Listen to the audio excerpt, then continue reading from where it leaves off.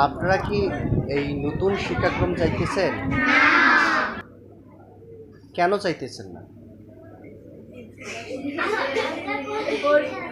কেন চাইতেছেন না যে এই শিক্ষাক্রমে পরীক্ষা নেই?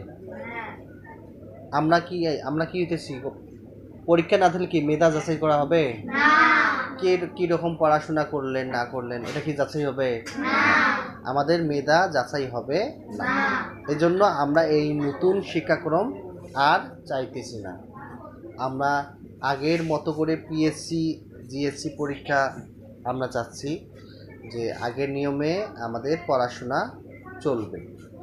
নতুন যে সরকার আসতেছে আমাদের আবেদন তাদের কাছে যে আমার দ্রুত এই নতুন শিক্ষাক্রম বন্ধ করে পুনরায় আগের শিক্ষাক্রম চালু করা, এটাই আমাদের চাওয়া। নতুন সরকারের কাছে এটাই আমাদের চাওয়া। কি বলেন আপনারা? একটু কথা বলতেছি যে নতুন শিক্ষাক্রম আমরা চাচ্ছি না। শিক্ষকরা যারা আছেন এমপিভুক্ত শিক্ষকরা যারা আছেন তারাও চাবেন যে এই নতুন শিক্ষাক্রম বাতিলের দাবি। কেননা এই শিক্ষাক্রম আমরা চাচ্ছি না। শিক্ষার্থীরা কিছুই বুঝতে পারে না। আপনারাও চাবেন যে প্রতিবাদ করবেন আপনাদের স্থান থেকে যে আমরা এই নতুন শিক্ষাক্রম আর চাচ্ছি না। আমরা দ্রুত এই নতুন শিক্ষাক্রম পরিবর্তনের আহ্বান জানাচ্ছি। আর আরেকটি কথা হচ্ছে আমরা যেন পিএসসি জিএসসি আমরা যেন এই পরীক্ষাগুলো আমাদের শিক্ষার্থী কমলবতী শিক্ষার্থীরা যেন পেয়ে থাকে।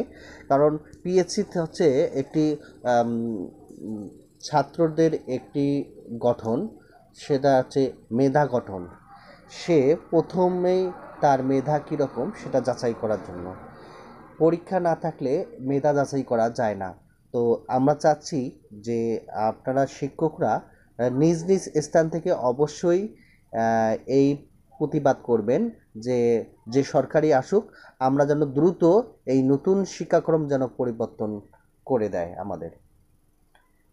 তো এই বার্তাটি আপনাদের কাছেও আমি পৌঁছে দিলাম।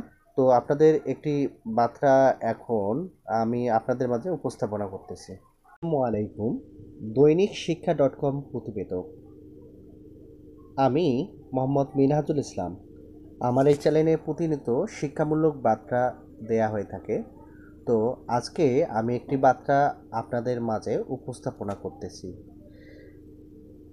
স্কুল কলেজ শিক্ষকদের জুলাই মাসের এমপিত্ব চেক ছাড়। দৈনিক শিক্ষা .com প্রতিবেদক, বেসরকারি স্কুল কলেজ শিক্ষক কর্মচারীদের জুলাই মাসের এমপিত্ব চেক ছাড়া হয়েছে। শিক্ষকদের বেতন ভাতা সরকারি অংশের 8টি চেক অনুদান বণ্টনকারী ব্যাংকে পাঠানো হয়।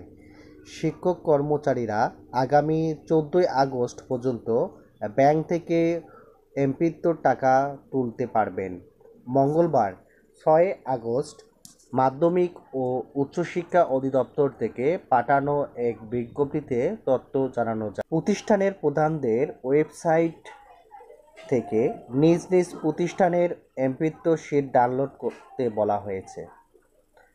আশা করি আপনাদের আমার এই ভিডিওটি ভালো লেগেছে।